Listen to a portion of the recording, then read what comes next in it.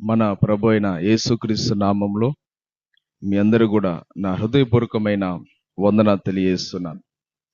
ఈ సమయంలో దేవుని యొక్క వాక్యాన్ని మనం చదువుకొని ధ్యానించుకుందాము. మత్తయి సువార్త 22వ అధ్యాయము 14వ వచనాన్ని చదువుకుందాం.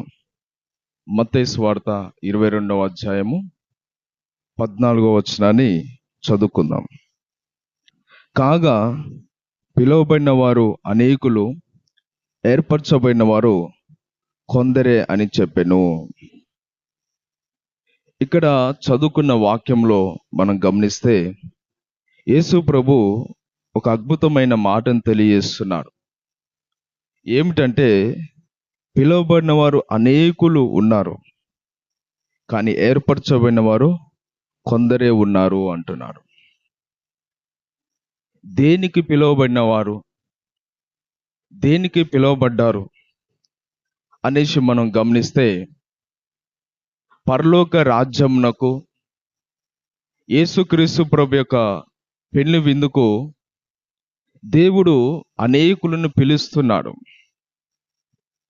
పరలోక రాజ్యము సమీపించినది అని దేవుడు ప్రతి ఒక్కరు కూడా ఆయన శుభవార్త, ఆయన సువార్త అందరూ కూడా ఆయన తెలియపరుస్తున్నాడు. ఆ పరలోక రాజ్యములోకి రావాలని, యేసు ప్రభు యొక్క పెళ్లి విందుకు రావాలని ఇక్కడ దేవుడు ఆయన సెలవిస్తున్నట్టుగా ఇక్కడ మనం చూస్తున్నాం. ఈ మత్తయి సువార్త 22వ అధ్యాయం మొదటి వచనం చదివితే ఒక ఉపమానం చెప్పబడినది. యేసు ప్రభు యొక్క పెళ్లి విందు, పరలోక రాజ్యం గురించి ఉపమానం చెప్పబడినది. పెళ్లి విందు సిద్ధముగా ఉన్నది.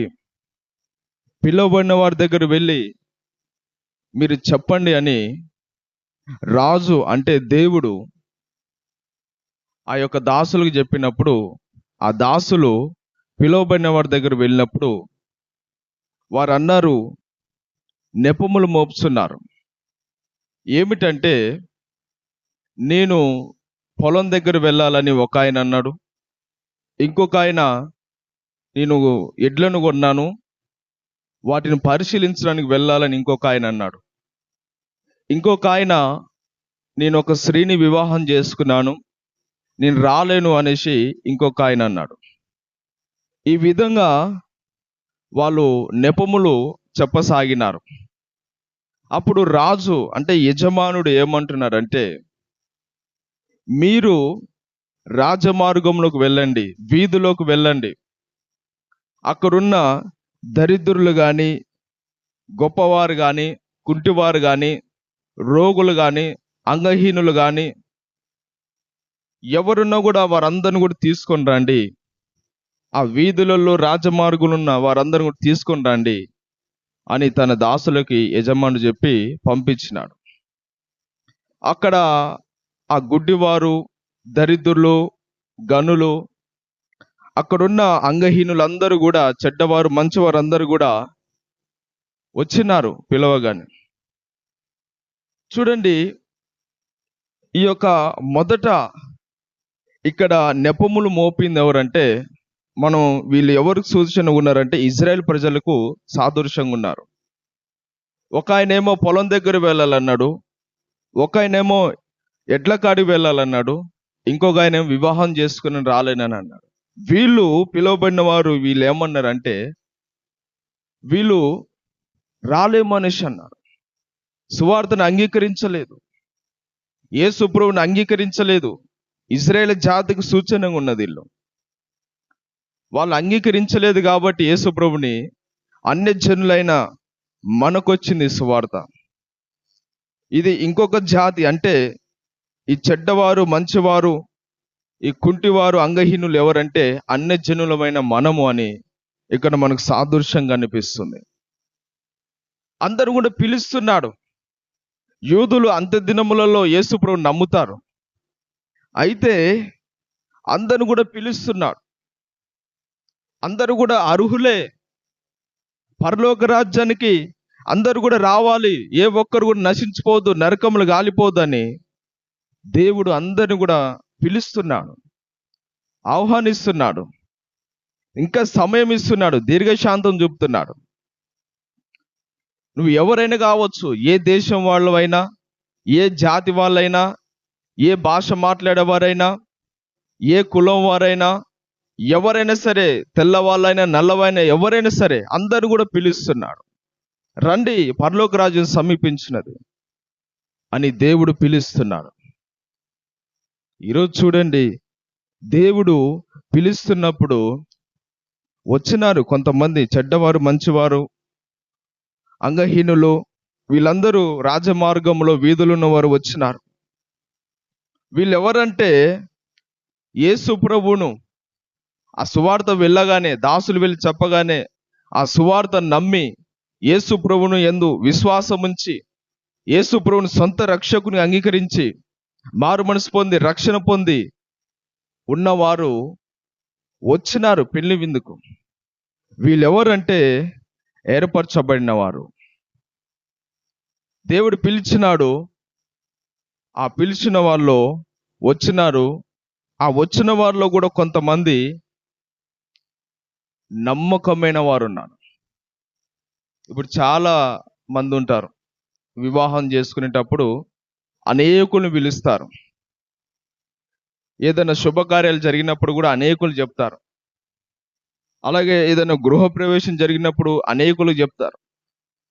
కానీ వచ్చేది మాత్రము కొద్ది మందే, అందరు రారు. అలాగనే దేవుడు పిలుస్తున్నప్పుడు కూడా అందరూ లోపడతలేరు, అందరూ మారు మనసు పొందట్లేరు, అందరూ నమ్మకమైన వారు ఉండలేరు.